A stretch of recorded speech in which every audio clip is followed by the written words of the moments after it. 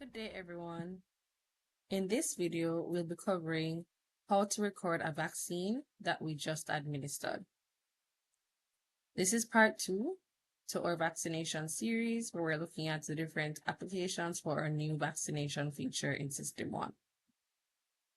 First, we'll start with a recap of our vaccination feature. So you can find our vaccination feature right underneath the child health record, labeled as Vaccinations. When you select it using a left click, you will see that your information area reflects vaccinations. As a default, what will show is your childhood grid. And this will reflect all the vaccines that the patient has recorded from the routine vaccination schedule. This childhood grid can be accessed through this tab here labeled Childhood Grid. If you want to see the overall list of vaccines that the patient has received, you can left click on Vaccination List, which is found right next to where the label Childhood Grid is located. And you can see all the vaccinations that this patient has gotten and the date of the vaccinations. When you left click on a vaccination and you look below in your vaccination information area, you can see the batch number, the reason, the site, the method, and any additional notes.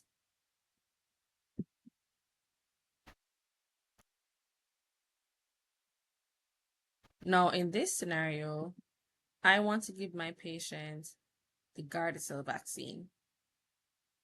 I've just administered it and I want to record that in the EHR. Vaccination. So clicking on my syringe icon takes me to my record vaccination dialog box. So the first thing I want to do is to double check the date and the time to make sure that it is reflecting the date and time when the patient actually got the vaccine. If it isn't, I can always left click in the date box and change the date as well as change the time. The next thing I'd like to do is select the vaccination that I want to give the patient. So in my vaccination section, I want to select Gardasil. Now, when I left click in this gray box to fill in my vaccination, I can see that there are many vaccinations listed and they're listed in alphabetical order. However, I may not necessarily want to go through this entire list to select Gardasil.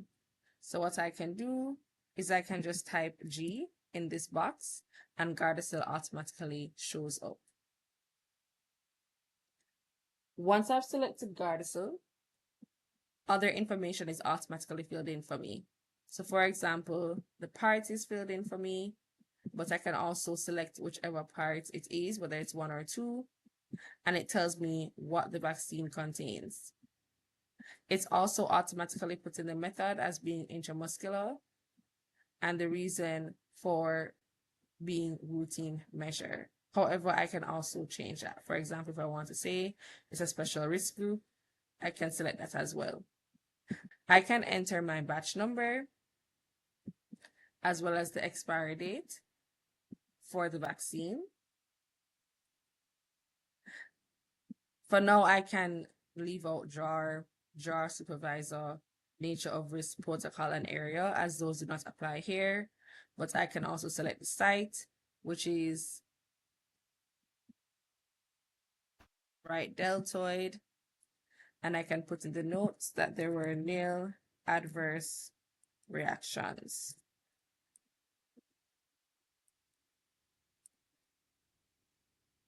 And then I can select OK. And now the Gardasil vaccine is reflected in my vaccination list. And when you select it, you can see the vaccination information reflected here below. And you can also see the notes that says there was no adverse reaction. And this is how we record a general vaccination. So what we looked at is 1, how to find the vaccinations feature, which is located right under the child health record, labeled vaccinations. We looked at the fact that we can see 2 types of vaccination lists. We can see our childhood grid of routine vaccinations, And we can also see all the vaccinations that our patient has gotten, including vaccinations such as Gardasil.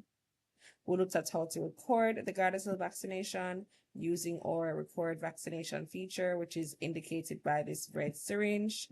And we can go through and record the vaccination, the part, the batch number, expiry date, dose, reason, method, and site. We can also add any additional notes, such as a brand if it's not included here, or the fact that there were no adverse reactions. We can also change the date the vaccination was administered by using our date section here. And when we're finished, we can select OK. This brings me to the end of part 2, which is how to record a general vaccination. Thank you very much for watching.